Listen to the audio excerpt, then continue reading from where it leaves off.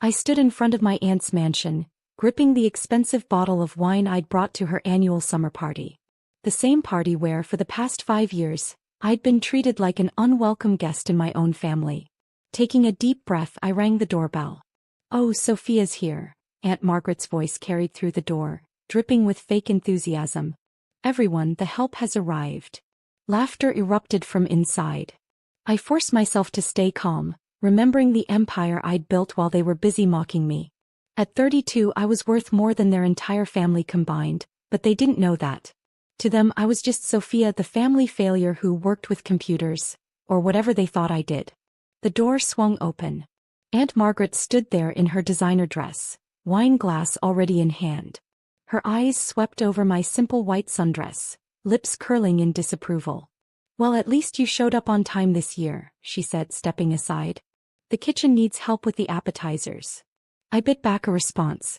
5 years ago, when I'd first started attending these parties after moving back from Silicon Valley, they'd assumed I was a caterer because I was helping in the kitchen. Instead of correcting them, I'd let them believe it. Sometimes the best way to learn people's true nature is to let them think you're beneath them. Inside, the grand living room buzzed with the usual crowd. My cousin Victoria, proud owner of a chain of boutique clothing stores, funded entirely by Aunt Margaret, held court near the fireplace. Her husband Brad, who managed a small hedge fund, was busy bragging about his latest $1 million deal. "Sophia," Victoria called out, her voice carrying that same condescending tone our aunt had perfected. "The kitchen's that way. Try not to break anything expensive this time." More laughter. I smiled tightly, remembering the incident she was referring to. Last year, I'd accidentally knocked over one of Aunt Margaret's priceless vases. Of course, I'd replaced it immediately with an authentic Ming Dynasty piece worth 20 times more, but they assumed I'd bought a cheap replica from Chinatown. In the kitchen, the actual catering staff looked confused when I walked in. They knew who I really was. Their company was one of my many investments. "Miss Chen," the head chef whispered, "you don't have to." I shook my head slightly and he understood. Sometimes it's better to let people show their true colors. "Sophia," my cousin Andrew's voice boomed from the dining room. "Since you're in there, bring us some more champagne. The good stuff this time, not the cheap bottles." I grabbed a bottle of Dom Perignon, coincidentally from a vineyard I'd acquired last spring, and headed to the dining room. The family table was full of my so-called successful relatives.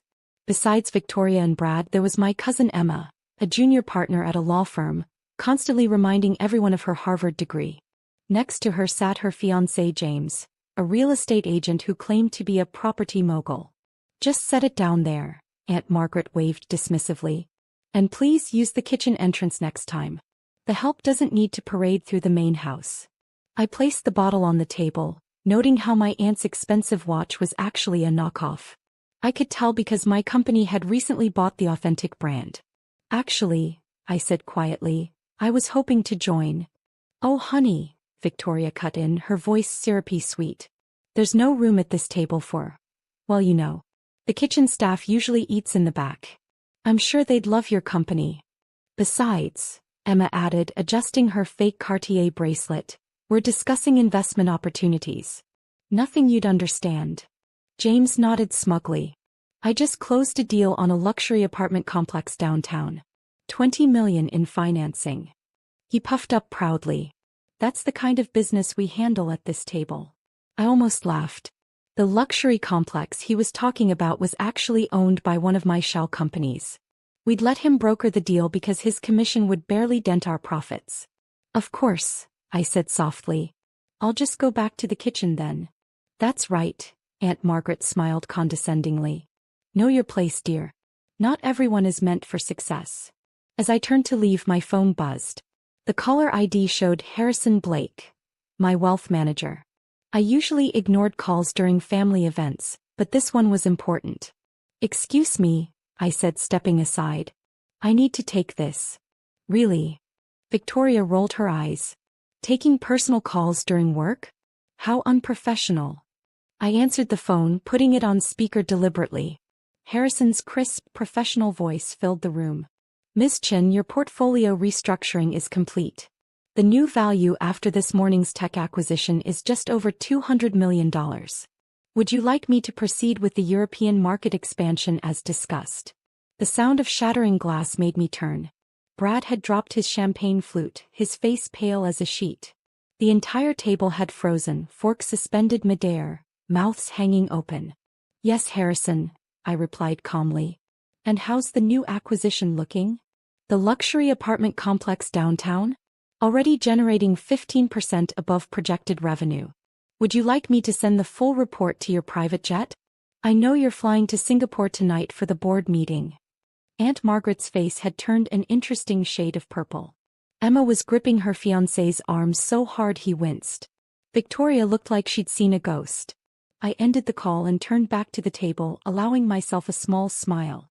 Now, about that investment discussion, shall we talk about real business? The silence that followed felt eternal. I could almost hear their mental calculators whirring, desperately trying to process that the help they'd banished to the kitchen was worth more than their combined net worth multiplied by 10. Aunt Margaret recovered first, her social conditioning kicking in. Sophia, darling. She stood up, arms outstretched. Why didn't you tell us? We've been so worried about your career choices. I sidestepped her attempted embrace. Have you? I recall last Christmas you told everyone I was playing with computers while Victoria was building a real business. Victoria's face flushed.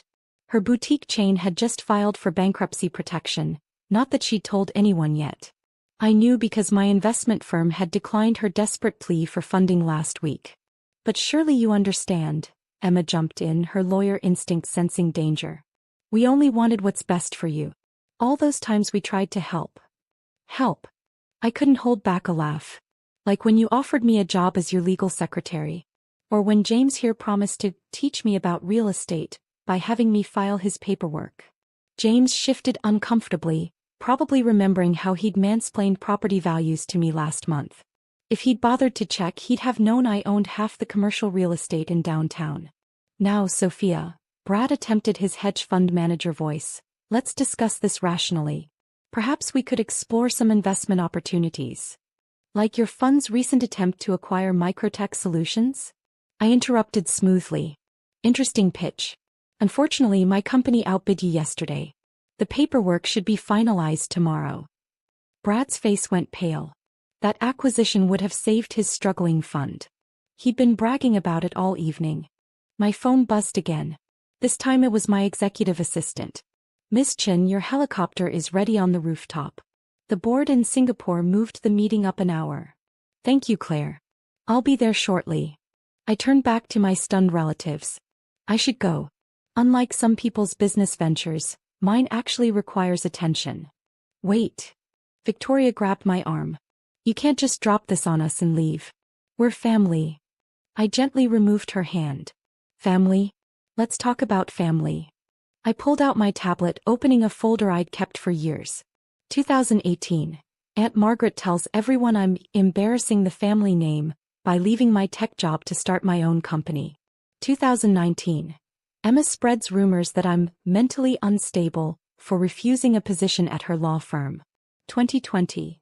Victoria here suggests I know my place and stick to serving drinks at family functions. We didn't mean, Aunt Margaret started. 2021, I continued, my voice cold. You all laughed when my first company failed. Called me delusional. Said I should stop pretending to be a businesswoman. Not one of you knew that failure taught me exactly what I needed to build my empire. But that's in the past, Emma pleaded. We're different now. Are you? 10 minutes ago, before that phone call, where did you want me to eat?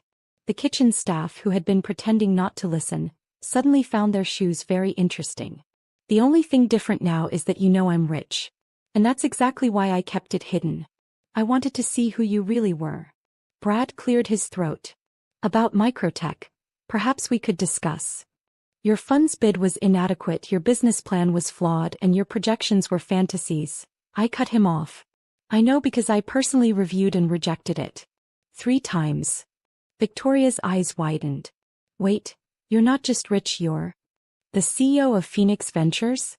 The investment firm that keeps rejecting your loan applications? Yes. I smiled as recognition finally dawned on their faces. Though I prefer my other title, owner of the building we're standing in. What? Aunt Margaret whispered. I bought this house last month when the bank called in your mortgage. They offered it to me first, given that I own the bank. I checked my watch. You should receive the official notice tomorrow. Don't worry, I'm not evicting you. Yet.